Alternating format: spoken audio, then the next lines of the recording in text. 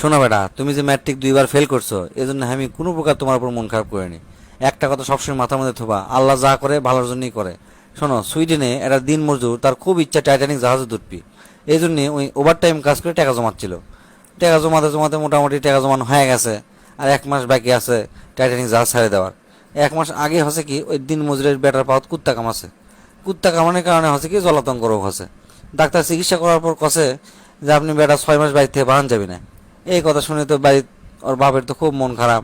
প্রতিদিন সকাল বিকাল বেটা গেলাই, হ্যাঁ তোর জন্য আমার যাওয়া হলো না, এ হচ্ছে তা হচ্ছে মেলা কথা। তারপর অবশেষে 1912 সালে জাহাজটা ছাড়ে। ছাড়ার ঠিক 12 দিন পর জাহাজ ডুবে যায়। ডুবে যাওয়ার পরে তখন ওই দিন মজুর ওর বেটার কাছে ক্ষমা চায় যে বেটা তোর এটা হচ্ছে ভালোই হচ্ছে রে, আমরা সবাই বেঁচে গেছি, তাছাড়া সগলি মরে গেল না। তো ওই জাহাজের সগলি মরে যায়, কিন্তু একজন ক্যাম্বা করে ভাগ্যক্রমে বেঁচে যায়। উনি সাঁতার কাটতে কাটতে না ক্যাম্বা করে চলে যায় এক দ্বীপের মধ্যে। দ্বীপত তো কেউ নাই, কোনো লোক নাই। ওই ওটি চিন্তা করে যে আমার আর কোনো বাসন নাই, এটি আমাকে থাকা লাগবে। তো যাই হোক, ওই বিভিন্ন ফলমূল থাকা শুরু করে। প্রায় 1 বছর হয়ে যায়, বাড়িঘর তৈরি করে। বাড়িঘর তৈরি করার পরে 1 বছর পর হঠাৎ হয় কি ওর বাড়িতে আগুন ধরে যায়। আগুন ধরার পরে আমি তো আল্লাহর উপর খুব মন খারাপ, হে আল্লাহ তুমি তো আমাকে এই বিপদত ফালাছই, এত কষ্ট করে বাড়ি করছি সেই বাড়িটা তুমি আগুন ধরে দিলা। তো যাই হোক, ওই আগুনের ধোঁয়া দেখে করছে কি জাহাজত করে পরের দিন লোক চলে আসে ওকে বাঁচানোর জন্য। পরে তাই সৃষ্টিকর্তার কাছে ক্ষমা চায় যে আল্লাহ তুমি যা করছো ভালোর জন্যই করছো।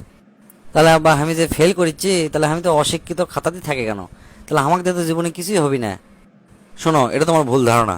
জীবনে কিছু করার জন্য যে পাশ করা লাগবে এটা কিন্তু বড় কথা নয়। বড় কথা হচ্ছে জ্ঞান অর্জন করা। তুমি পাশ করার জন্য যে জ্ঞানটা অর্জন করছো বা চেষ্টা করছো, এটাতে আমার অন্তরটা ভরে গেছে বাপ।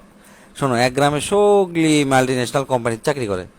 একজন হচ্ছে কি না মূর্খ, তো ওরও ইচ্ছা মাল্টি ন্যাশনাল কোম্পানির চাকরি করবি। তুমি গ্রাম থেকে শহরত গেছে, বিভিন্ন কোম্পানিতে গেছে চাকরির জন্য, চাকরি হয়নি। লাস্টে একটা কোম্পানিতে রাজি আছে যে সুইপার পদে ওকে চাকরি দিবি। উনি তাতেই রাজি যে হ্যাঁ আমি সুইপার পদে চাকরি করবো, তাও মাল্টি ন্যাশনাল কোম্পানির চাকরি করবো। তো সব কিছু ফর্মালিটি সব ঠিক হয়ে গেছে। ঠিক হওয়ার পর লাস্ট টাইম করছে যে আপনারা ইমেল অ্যাড্রেস দেন, আমাকে সবার ইমেল অ্যাড্রেস আছে এবং মাল্টিনেশনাল কোম্পানির চাকরি করতে গেলে ইমেল অ্যাড্রেস দরকার। তখন এই কথা আমার তো ইমেল অ্যাড্রেস নাই।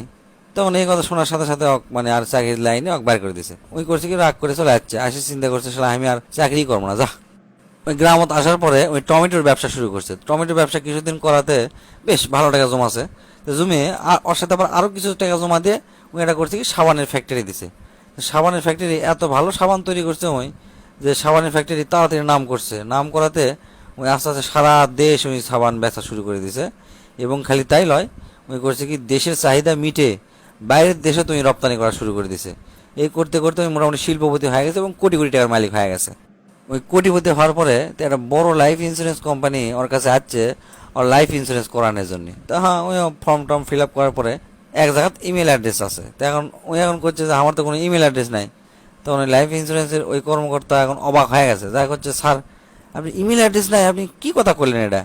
আপনি ইমেল অ্যাড্রেস থাকলে তো আপনি বিশ্বের মধ্যে শ্রেষ্ঠ ধনী হয়ে গেলেননি। তখন ওই লোক মুচকি হাসি দিয়ে করছে যে আপনি ধারণা ভুল, ইমেল অ্যাড্রেস থাকলে আমি আজ সুইপার থাকতাম।